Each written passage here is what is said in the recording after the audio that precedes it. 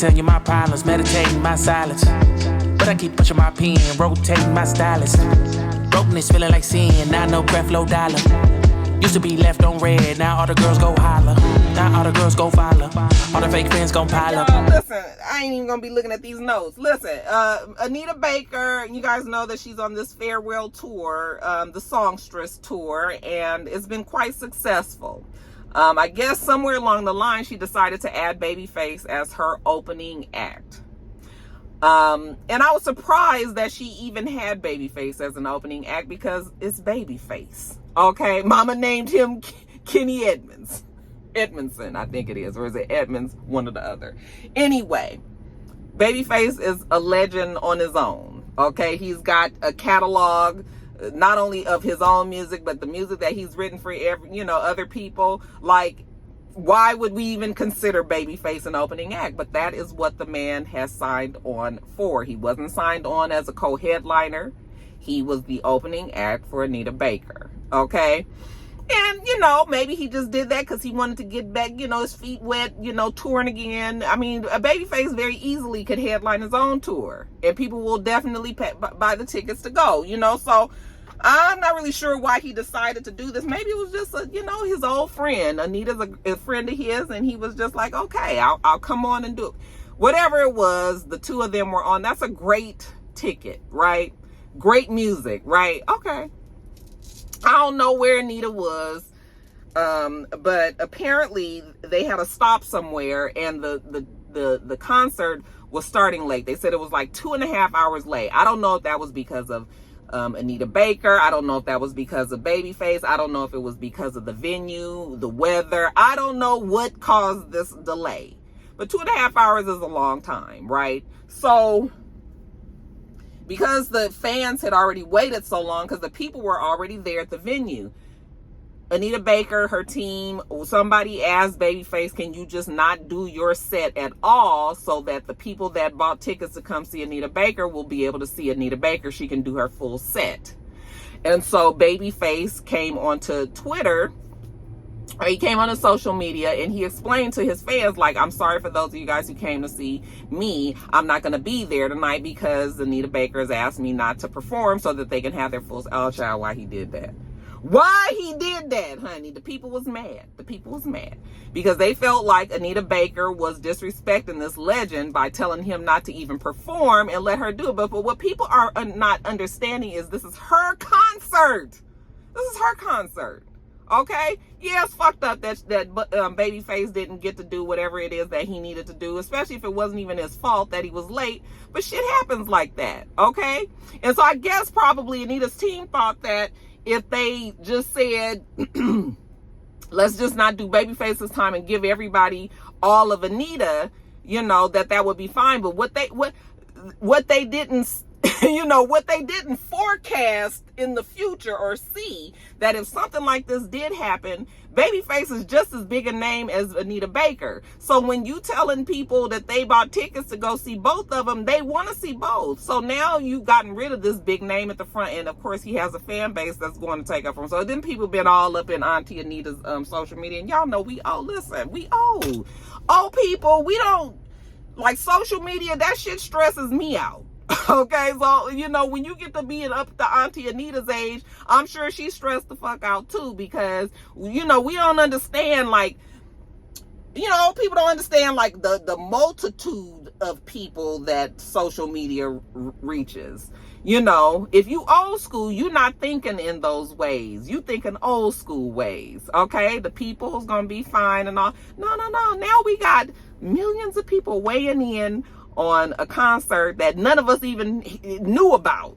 Okay, but now we know all of this information, so now they got an opinion. So now they talking crazy and reckless to their auntie up in them comments. I'm sure she is just so stressed and over it. First of all, Anita shouldn't even be handling her social media. Get you somebody else to do that. Okay, so you didn't even have to see that, because I'm sure that them comments, because honey, y'all know what y'all can do in them comments. I mean, I have been victim to somebody just going the fuck off on me, and I just be so hurt, like, damn. Well, nigga, what did I do other than say I didn't agree? Well, I mean, shit, So, The people that went all bad on Anita, and so Anita the other day was like, I'm gonna do y'all one better, okay? Since everybody mad at me about telling Babyface not to be on that one concert tour, we gonna take the nigga off 100%. And we ain't got to deal with Kenny's crazies. That's what he calls his that's what she calls his social media fans. We ain't got to deal with Kenneth's crazies no more, okay? Oh, and now the people is real mad. But if Anita knew, like I knew, she would just get off of social media. You know, it might be best that Babyface is not on this tour any longer. Because, you know, too much water under the bridge. You know, listen, we've already heard about Anita Baker. We've heard that she is not nice. She has had she's had a reputation for not being the nicest woman for many, many years. Many, many years. I remember hearing stories back when I was in high school. Okay. And, you know, some of our favorite songsters and songstresses have not been the nicest. I mean, you know, people remember they used to say Luther Vandross wasn't nice. You know, that he was quite the diva. What did En Vogue used to call him? Lucifer. That's not nice, you guys. But I mean, that's what they used to say. You know, I remember at one time Anita Baker and Luther Vandross was on tour together, and y'all, if y'all my age, y'all remember what a disaster that was. Remember them two fell out? I don't even think they were talking even when he passed.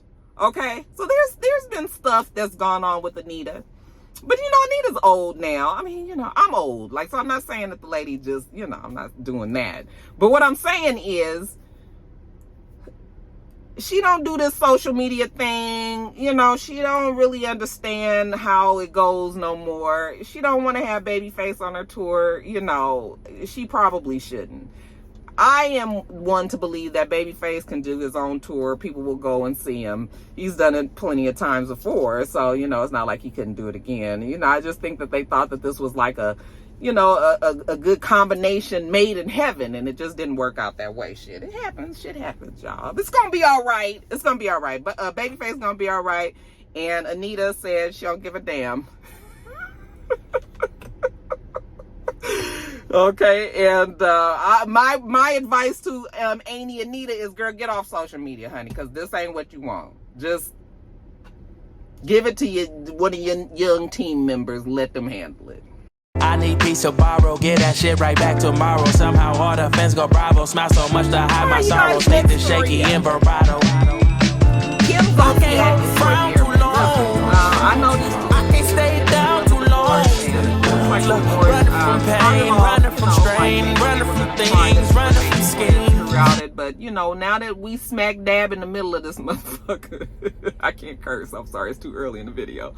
Now that we so smack dab in the middle of this divorce, things ain't going too smoothly. You know, remember, did I tell you guys about the fight that they had, and Kim called the police because she said that he had locked up her credit cards and her wigs in the safe and wouldn't open them? Okay, they didn't have that. They both have said that the other one is the reason why things gone downhill. You know, Kim is saying that Croy has a drug problem because he's a heavy weed smoker.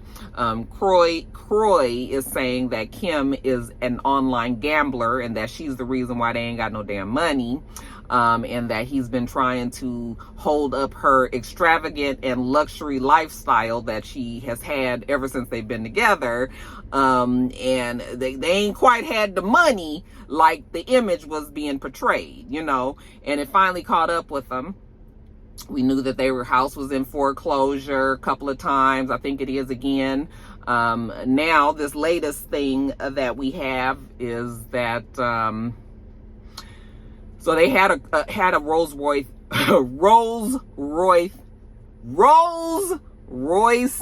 Wraith. Child's trying to say that 5 times in a row. So they had that car, $200 and something thousand car. They traded it in back in 2020 and ended up getting a Rolls Royce truck, the SUV. Okay, that car is over $400,000.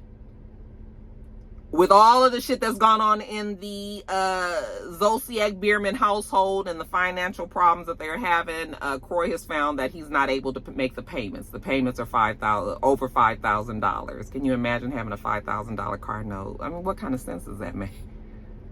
Bitch, you couldn't go get a fucking G-Wagon? Like, G-Wagons are just as high up in status. I mean, yes, Rolls Royce is higher. Yes, for sure. But the people was gonna be all right. If you was really still trying to hold on to an image, the people was gonna be all right with a damn G-Wagon. Okay, $150,000 or whatever. Okay, you up here driving a $400,000 truck. You got a $5,000 car note. You can't pay your damn rent. Mortgage. Your money is running funny. Okay, foreclosures, bills up the ass. You know, it's just, what sense does it make? So anyway, now he hasn't been making the payment, so now they about to repossess his car. They say that he owes $222,000 on the truck. Now, if he'd have kept the fucking rate, they'd have been finished paying on it. Okay, he basically owes the amount that was left over when he traded in the car. You know, the shit is just a mess. And I think Kroy is over there just losing his mind because, you know, Kim still continues to live like she's high on the horse. But Kroy should have seen this coming. Kim has always been that way from the very, very beginning. Even before she got with him, when we saw her on the show, she has always wanted to have her life living in luxury. I guess he was able to do it while he was playing football, but then he retired. And, you know, I'm sure his retirement, first of all, he wasn't no football star, like, you know, so we already know he just has more of an average football player's salary, which is still doing okay. I mean, you know, still doing good, but you still got to live within your means. So, you know, they out here, Kim, the child, they was fighting and calling the police and everything. I said, somebody need to move their ass out of the house before they get, it's like War of the Roses over there. Y'all saw that movie? Remember how they was cutting? That's kind of how Kim and Kroy look like they doing over there. First, people was saying that, you know, they was doing all this for financial reasons, that they were still together and everything was still good. But honey, as these reports come out, unless they are planting those stories on purpose to make people think that, I don't think that things is going all that smoothly, and I don't think that they like each other like that. So that's what's happening over there. Major issues. Somebody need to go and get them an apartment, okay? And then let's finish off this divorce, get this child custody and this you know, who we gonna be paying spousal support. Let's get all that shit straight, and then everybody go their separate ways. I can't hold a frown too long. I can't stay down too long. Well, I guess since we talking about Kim, we can just use this time to talk about your girl NeNe, okay? So, you guys know that NeNe lost her dear husband, Greg, a couple of years ago to pancreatic cancer, and, not pancreatic cancer, colon cancer. And we were all heartbroken to see that. At the end, we started to kind of see NeNe kind of being, well, we saw NeNe kind of being out and going out and still kind of enjoying her life. And we was just kind of wondering, like, how was this going when we knew that Greg probably was not going to make it through the end of that year. And she told us that Greg had given her the green light to start dating and living her life again, that he realized that he was going to die and he wanted her to be happy. He wanted her to be with somebody. She had too much love to just, you know, keep it bottled up just for him. And so supposedly he gave her the green light to go date, and she did. Okay, she tried to keep it pretty hush hush, but we started to see her with this guy, this NeNeLeakes.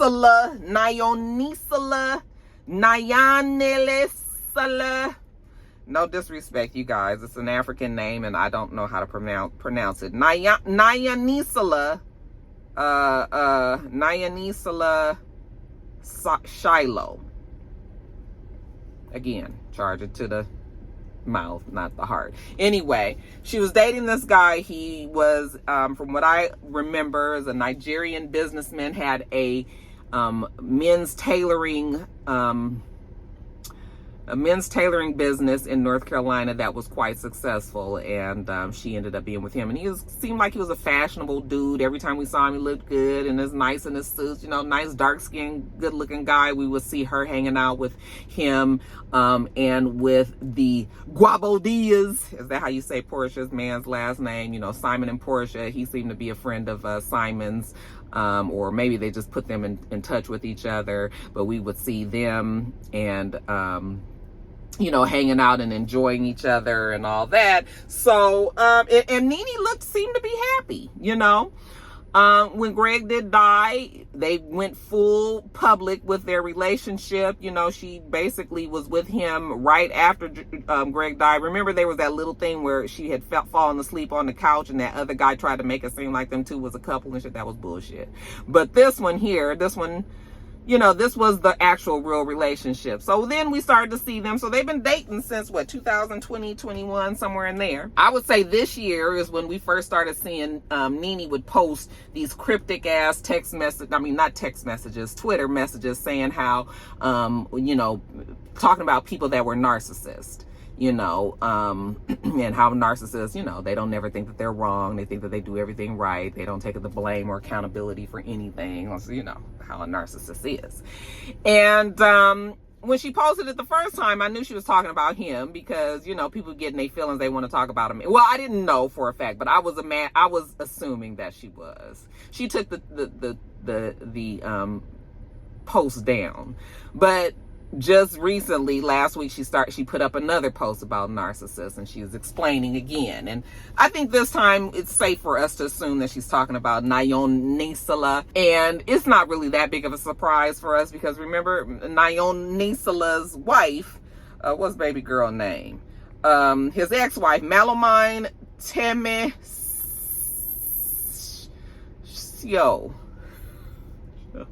I'm sorry. Malamine, I did say that right, though. She told us a long time ago that her husband was a piece of work, okay? Or her ex-husband, I should say.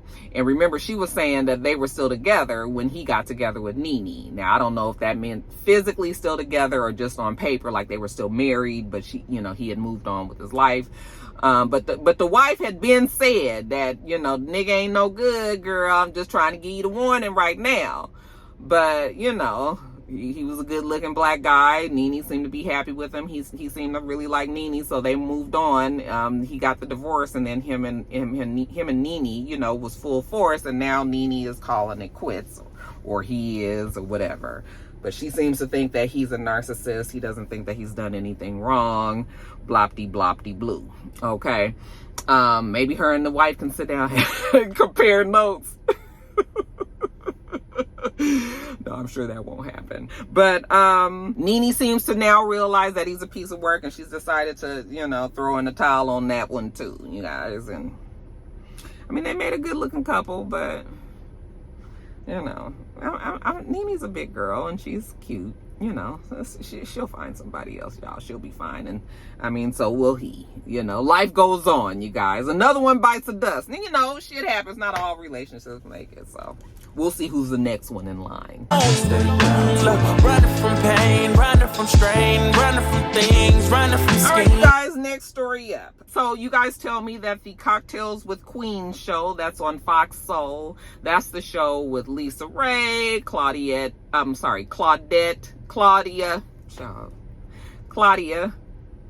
Jordan.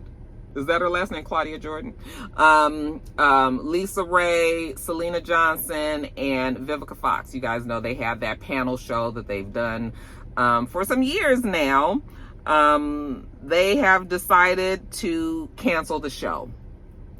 And now when I was reading about it, I was like, okay, so now this makes sense. I remember hearing there's been up in the air people saying that Claudia needs to go back to Real Housewives of Atlanta. And I was like, Claudia got her Cocktails with Queen show, and she's got her TGIF show. And I mean, she's busy, but you know, people were saying that she needed to go back on Real Housewives. So I was like, oh, okay, now this makes sense. She's not on Cocktails with Queens anymore. But they have decided to take it's TEA is the first word. T as in I'm spilling the tea. GIF. That's the show that she does with Al Reynolds and Funky Dineva, or Quentin, you guys know. So if she they've now taken that show from once a week to 5 days a week. Okay, so actually that is a bump up in Claudia's pocket, And I guess everybody else on that show as well, because 5 days, you know, we getting paid for 5 shows now as opposed to 1 a week. So congratulations to that team. They all doing well, right? But Claudia is fine. She's landed on her foot. Even though Cocktails with Queens is gone, she still has a gig. So no, I don't think that Claudia is a good fit for Real Housewives of Atlanta either. So her being gone is fine, but I think this is probably a better thing for her.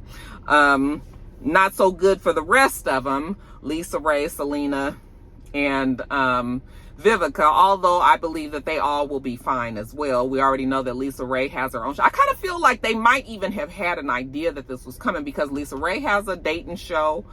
I think she has, is it on BET or BET Plus? I want to say that might not be right, but I believe, but anyway, she does have a show, a dating show somewhere that she's doing.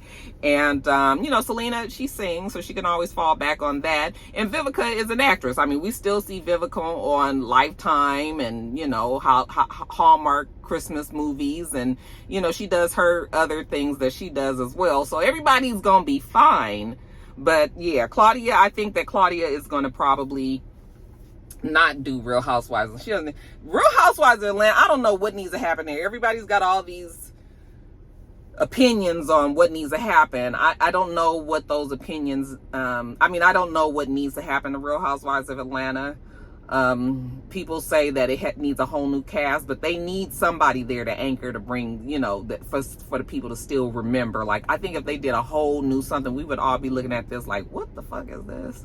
Okay. And then people will say that they want all these old people back, but I was just like, no, the old people don't need to come back either. I mean, I think Portia will probably be back. Cynthia will probably be back.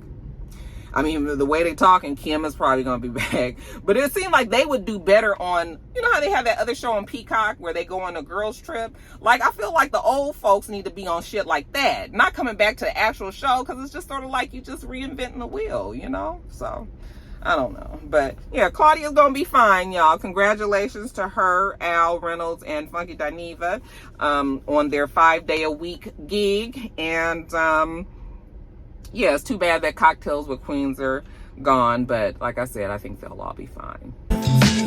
Couple things I know, couple things I show, couple things I don't. Next story up, you guys. I wanted to save this shooting. I didn't want it to be even in the first part because I'm so tired of talking about shootings, but yet again, another mass shooting. Okay, this time in Denver, Colorado.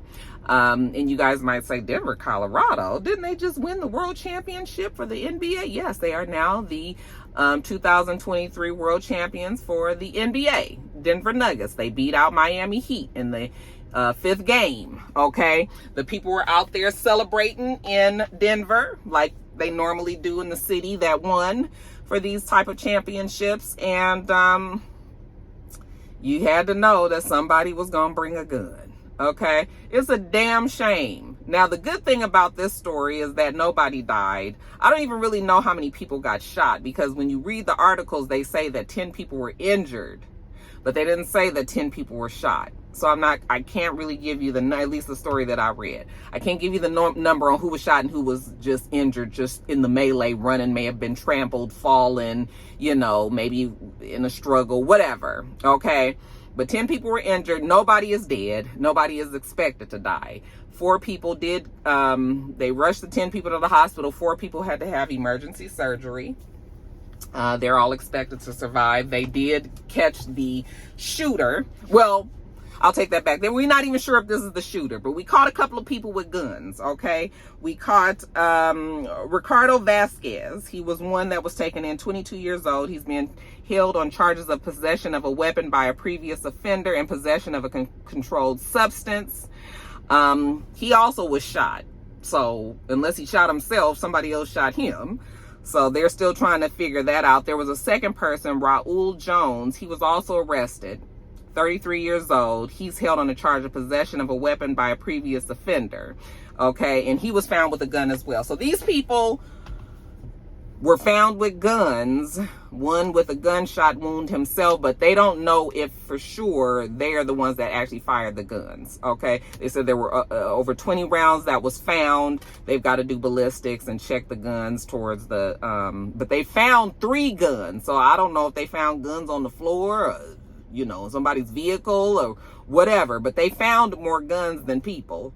And so now they've got to do some ballistics to try to figure out who might have been doing this, and I guess forensics got to handle it, you guys. But damn, we can't even go to a fucking basketball celebration. These motherfuckers is out there shooting at the damn everywhere. I mean, you guys, it's too many guns. It is too many guns. I mean, I'm telling you, I was at the airport and I just kept on thinking in my mind, like, if some guns shit started going off at this airport, which, you know, it shouldn't because they make us all go through TSA. But if for some chance, for some reason that a gun did make it up in there, like, I had to try to scope out the escape routes, the exits. I mean, damn, am I going to have to be running on the damn tarmac to get away from some bullets that might be flying at the airport? Like, you don't know where it could hit. I am just like, I just don't understand, and I don't know how to fix it. It is a hot ass mess though, when every single day there's a shooting. Oh my God, it's crazy. It's craziness, you guys. I don't even like continuing to talk about it. It's such a horrible topic, you guys, and these people just shooting and crazy. I mean, do people realize that these bullets are killing people? I don't know what to make of it, but it is definitely a part of the fabric of the United States. This is part of our culture, is the guns. Who would have ever thought that it would have got this bad? But it is awful, you guys. Anybody out there got any ideas how to fix this? Because I don't know what to say. Stay your ass at home, though. That's what I can tell you. Stay your ass at home. I can tell you my problems. I can tell you my sins. I can tell you my... guys, next story up. So your boy Boosie Badazz, mama named him Torrance Ivy Hatch Jr. Now, apparently Boosie had to go to court, federal court, on a gun charge out in San Diego, California. I don't know what happened, but he must have been out in San Diego, got arrested, had a gun. We already know that Boosie is a previous felon, ain't supposed to have a gun. I don't know the particulars of why he had this gun in San Diego. I don't know why he was having to go to court about this gun thing. But anyway, long story short, he got out there, they dropped the charges, okay? And things was looking pretty up for old Boosie Badazz. Looked like he was going to be able to leave San Diego and come on back to Atlanta, and you know, without the threat of being in jail. However, as soon as he got out of that federal court, after they dropped the charges, they ended up putting some more gun charges on him, and they arrested him.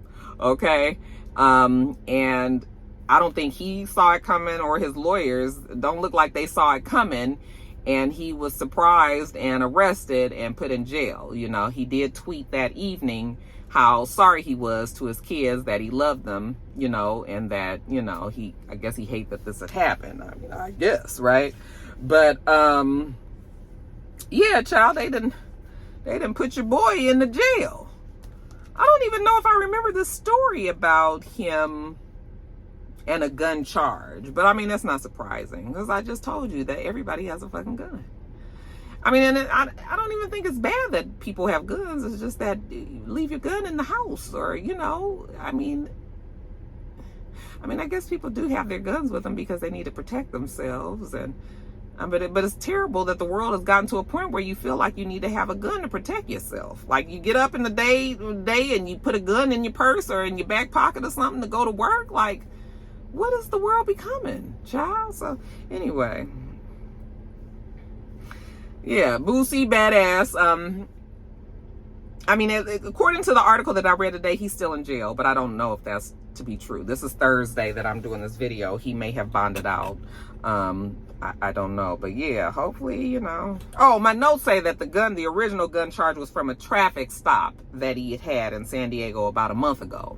Okay, and so I guess he had a gun, and you can't have no gun in a car in California. Okay, you can't have a gun. Okay, so that's why he was arrested. But yeah, I mean, we'll see what happens with Boosie. But these guns, y'all, what we gonna do about them? Problems, I'm uncomfortable in my skin. I'm uncomfortable with my ends. I'm uncomfortable with my friends. I'm uncomfortable. All right, you guys, next story up. So how many of you guys are fan favorites of Wheel of Fortune? I'm telling you, that was one of the shows that if you went over to my mom and dad's house at 7 o'clock in the evening, who's these white people in these people backyard?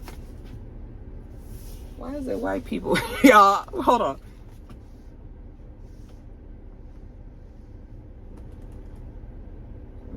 Somebody got two white guys in their backyard. I'm not understanding where they came from. I mean, we do have a couple of white families in our subdivision, but okay, I'm gonna keep my eye on it, y'all. Anyway, if you went over my parents' house 7 o'clock on a Monday through Friday, you best believe that they was watching Jeopardy, and then at 7:30, Wheel of Fortune. It just was a given. My family is a game show family, okay? I was raised on game shows. My mom was on Let's Make a Deal. She wasn't a big deal. My mom has been on Price is Right.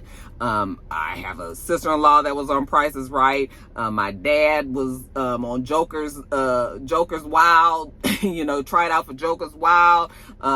We love game shows.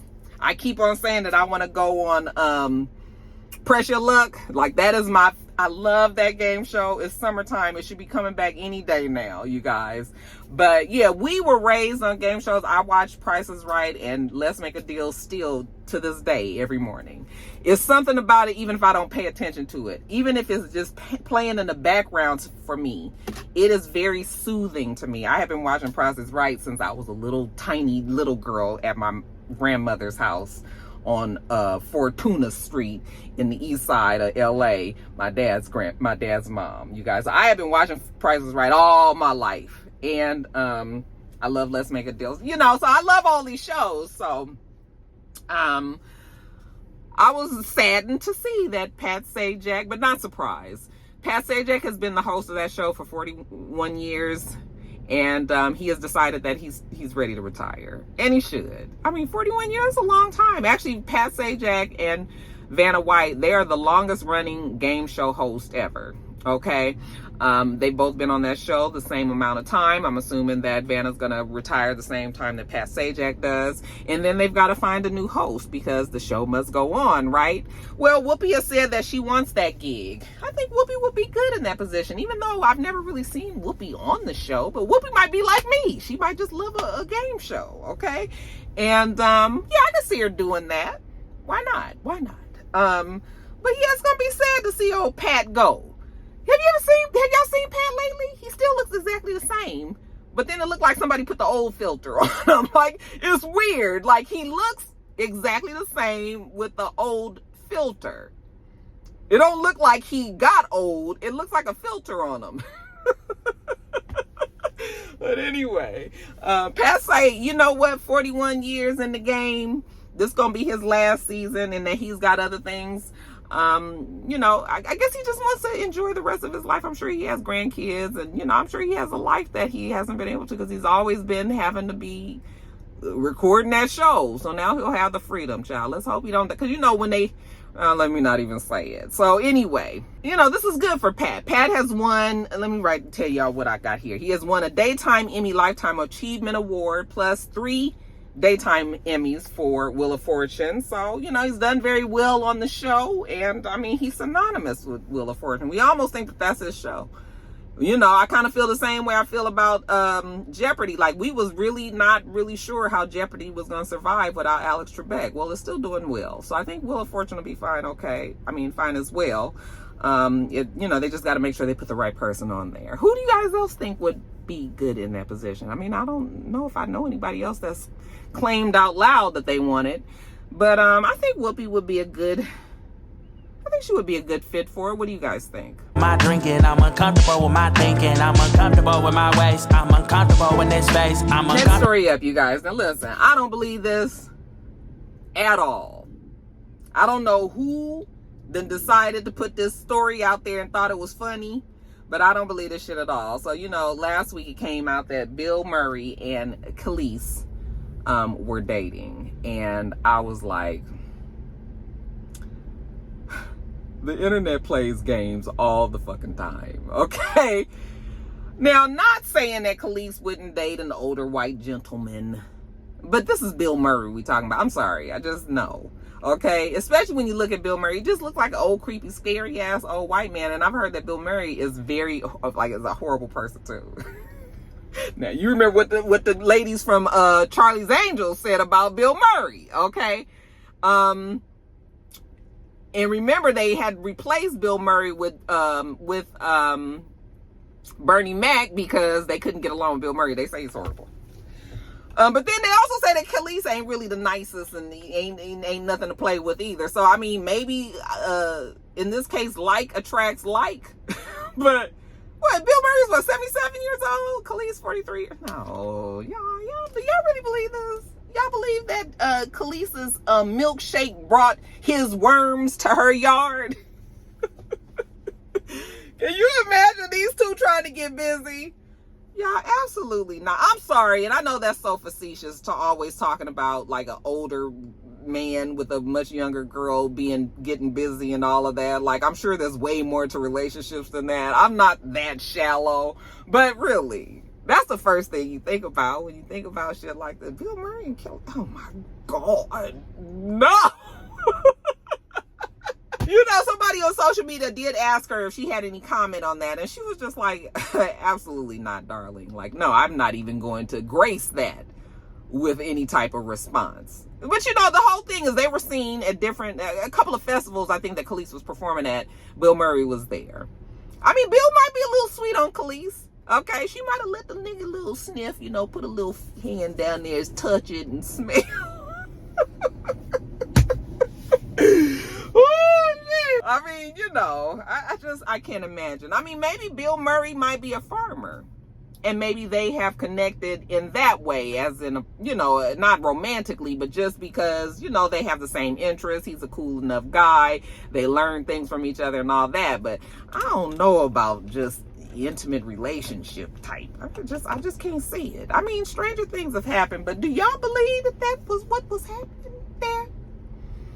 I don't believe it, y'all.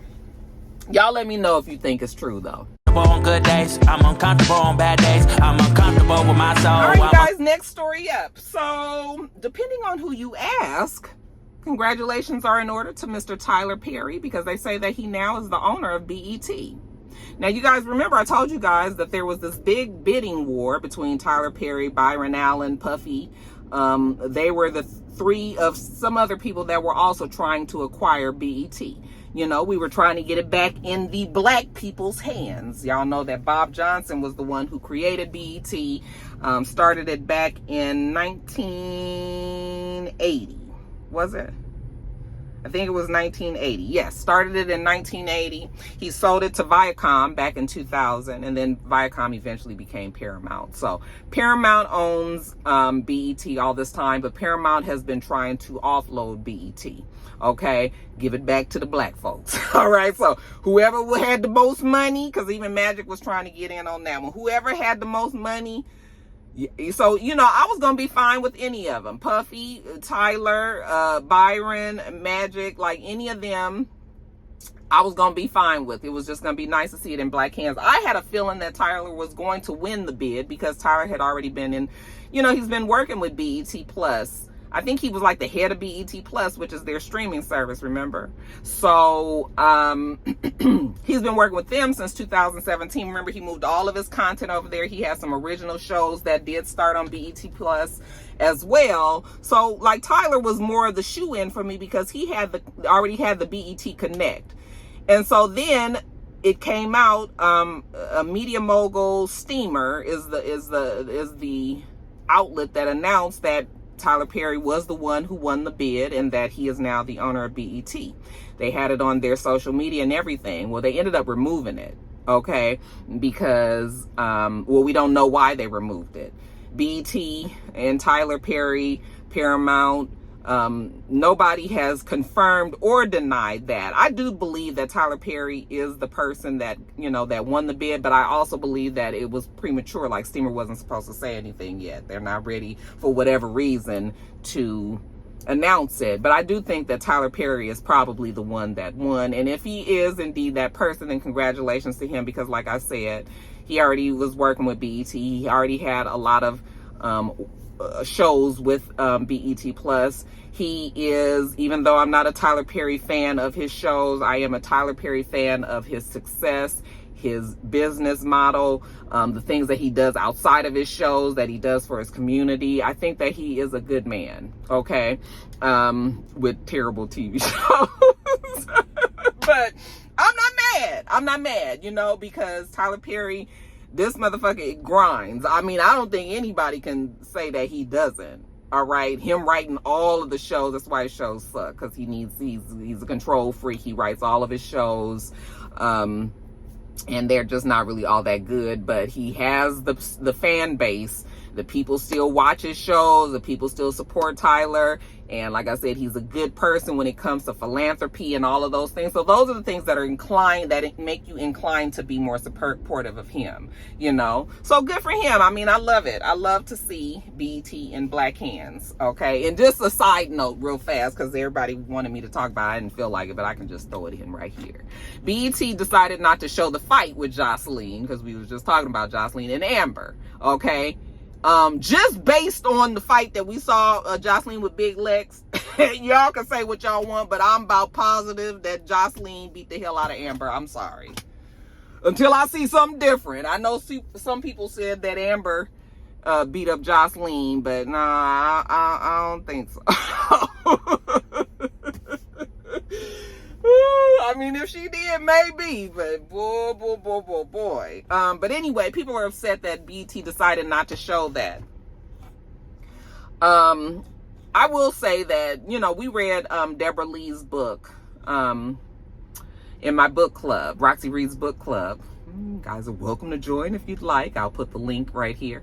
But anyway, you know, Deborah Lee in her book said that BET really does strive to not put out that negative shit anymore. Okay.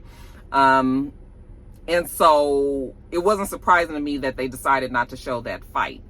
And, you know, people were upset about it. I think most people had a problem with it because BET, they glorified the fight. They showed it in the previews and everything, and people had the idea that they was going to see it on the actual show. Now, the actual show, they didn't watch all the damn season thus far of this show. Now, all of a sudden, you tell us we can't see the fight. What the fuck I've been watching for? That was the whole reason why people was watching, okay? So, but I do know that BET,